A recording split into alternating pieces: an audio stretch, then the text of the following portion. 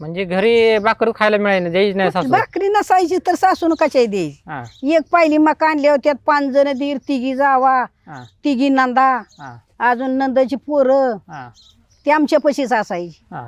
आणि मग कशाच्या भाकरी पायली त्यांना खायला त्यांना असायचं सगळ्यांना.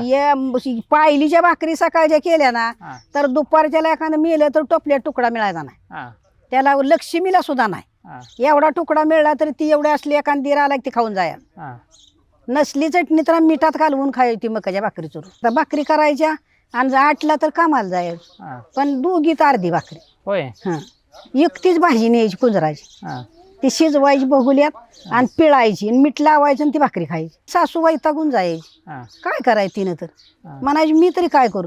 इरबळ काम करायचं, रुपयात मका आणायची पाहिली. हा.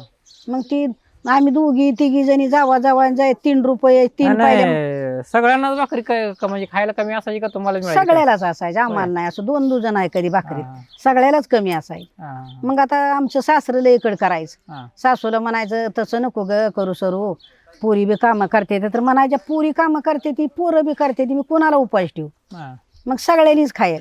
हा. पण पहिली माया लोक होती, दे आमच्या सासूच्या बहिणीचं पोरगं आलं ती आमच्या पशीच राहायचं, बहिणी सून आली आमच्या पशीच राहायची. हा. ननंद एक नारावण्यात दिलती, तिचं मालक तिची 2 पोरं बी आमचा सासरा म्हणायचा असू दे बहिणीच्या दिली या. हा. असं तिकडं दुष्काळ मोठा पडलाय घाटाच्या वर, आपल्याकडे आल्या ते असू दे आपल्यातच.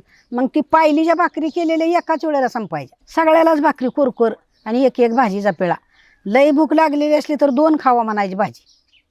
पण भाजीला तेल कुठलं मीठ लावायचं, फडफडीत करायची, काटवटीत आणि खायची.